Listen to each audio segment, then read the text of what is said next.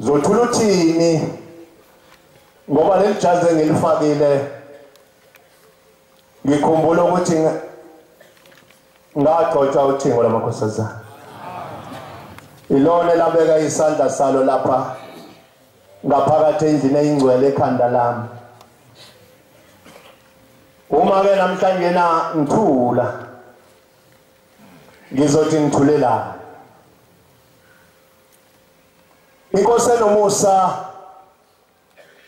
ngokungelanga uthi mawuthi uyafika kuyo uthi uyakhuluma ngingakhulumeki bese ikuqedelele. Ngilanga ngafika kuyo ngagcina ngo-amen kuphela ngingakhulumanga. Ngathi mangifika yathi yakhuluma khuluma. Ngathula nje yathi thi ucela uNkulunkulu akuphe isibusiso nenhlanhla. Ngathi Nkosi yamakhosi akuqedele nezitha lezi ezingaka. Ngathi mina amen. Ngasukuma ngahamba ngingazange ngisho lutho mina wangiqedelela. Bantwana bayingcwele ngeke sikwazi ukuthula ngoba indaba yalapha ekhaya iyinkinga. Ngelinye ilanga ngathi silapha esontweni sathi siphuma ngithi kwakubiza umhlangano wabagcotshwa balapha esilungwini. Sihlangana lapha endlini yabefundisi phezulu. Uma sesiqala sesihlakazeka ngibona indoda igijima le eyakade umvangeli lapha kuqali eduze kwababa. Mayifika iphethe ivala brown ifika ithi kimi mvangeli Ngcobo. Umvangeli Ngcobo ngiyakhonjwa ke ithi bhala la igama lakho lokuzalwa nesibongo sakho kanye nethempeli lakho.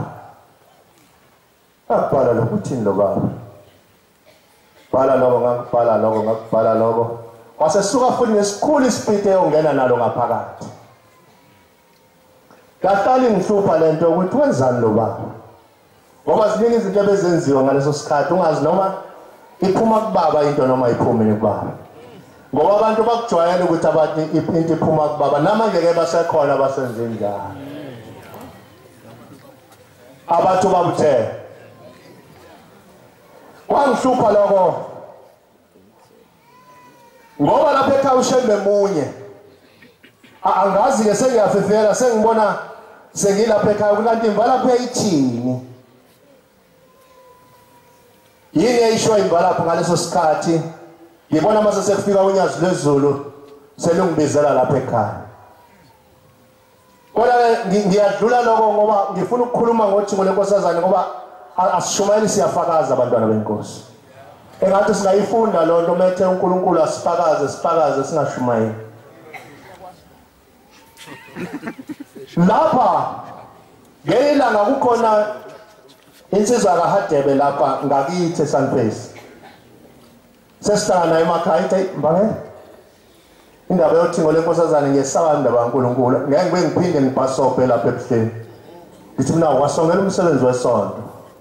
Kwane kuphinde usebenza uthe mbange kwenzeke inqaba sasigadile sihleli lapha esangweni.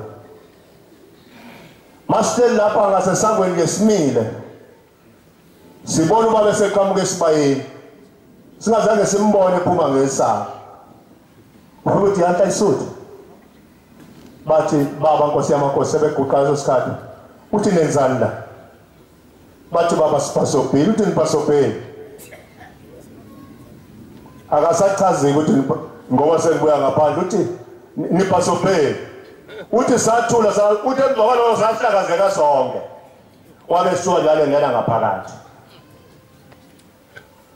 Esikhombisa ukuthi uNkulunkulu bengazange bambone ephuma ehambe esibayeni.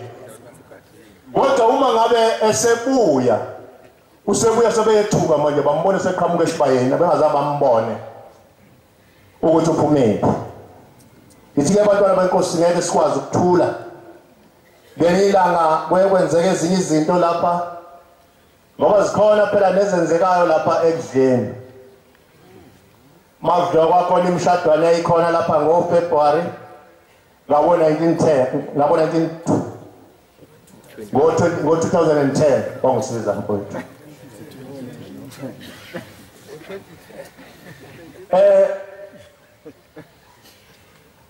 Umasha uzoba lapha ekhaya. Mangifala lapha ekhaya usathathe uyakuletha unkosikazi ukudla sisusiloka sama nje sumthwalo singa.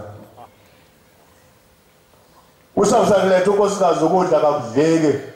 Wazi wafika manje wahlala phansi. Lakhona kwangadleki ukudla ozwa ukuthi kwenziwa yini. Ngasaletha ukudla lapha ekhaya ngiyaliwa yini. Ngasaletha ukudla la wafika ungakudli. La ngize ngijabule ngoba bafowethu laba esinabe committee sasinemhlangano njalo.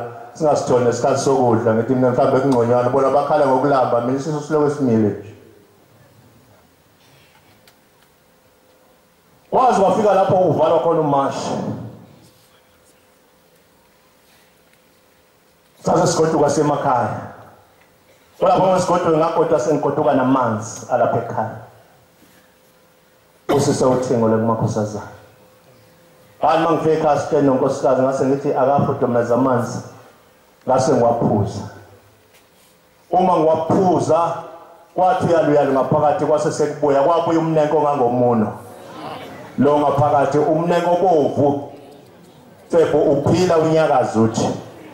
Emva kwaloko kwasekudleka ukudla sase sesibohle sisingase ngiyidla. Ngeke ngikwazi ukuthula manazaretha ingcwele. Ngoba nangosuku lokugcina ngosuku olukhulu uJehova ngenyama waselapha ngaphakathi. Ngosuku lokugcina umsebenzi engangijudela wona kwakuthiwa ngibheke ngaphakathi sibheke ukudla kuphekwa ngaphansi asinomfowethu omdala la. Ngoba ngesikhathi limenyeza igama sasinike ngetruck lapha. Sizolalela igama awusafesa nekezela. Uma sesilapha ngapha bese banikwa abantu ukudla ngoba kwakhululiwe kwathi ukudla kukhishwe noma kusehliwe kuzwe ngapha ngezasikhoda kwekhishwa ukudla. Kwakhishwa ukudla sengithi bafowethu sengiphilitele ubuthongo bafowethu ake ngedle. Mangifika kwakusasetshenzwa lapha ngaphakathi. Kanti mangingena edokodeni kwakhona into engithi nje xhoke ngithinta la unyawo. Ozwaneni kumanje inzwane zami ngayifani. Yapi le talento yenyunga. Ngayizo seyibhodla phezulu.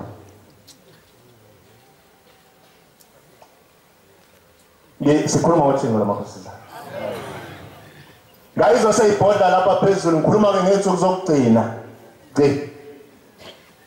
Ngafonela insizwa yasemambatheni leshowe ixoxela nje ngendaba zemsebenzi yalapha ekhaya ingaphumelelanga ikhala nokuthi bambekile emsebenzini. Ngiyaqhuma mina ngala. Ngiyaqhuma ngala sengiqonqe ngemnyama angisazi noma ngishawe inyoka ngithi ngiyabopha unyawo liguquka labamnyama njengobona upolish umnyama. Base seyidlensiza kwenze njani ithi angazi mfowethu unyawo lomhlungu ukwazi inhliziyo angazi kwenze njani. Uthi thatha amanzi abusisiwe ulapha njele kude ngoNkulunkulu. Anginawo namanzi ahlale ehleli. Ngalihodula unyawo lonjalo ngaze ngifaka amanzi endishini. Ngangifaka amanzi endishini ngaphendula ubaba omkhulu. Ngambhekisa kuona lamanzi angazi noma ngathandaza. Ngase ngothatha unyawo ngolifaka emanzini abila amanzi ebanda. Aphibhidla amanzi ebanda ayimpophoma lapha kuphuma ukufa lapha la kuhlangana khona uZipho namanje ungabona uma ungasubona. Yase seyehla lento sezizobhajwa enhla kwedolo lapha ethangini. Sikhuluma ngoNkulunkulu bantwana benkosi. Sikhuluma ngoNkulunkulu uthingo lenkosazane angisidli isikhathi kodwa iyona lento bengishayiswa ngovalo uthi ngingathula ngithini ngothingo lamakhosazane Nkosi usenekuzweni.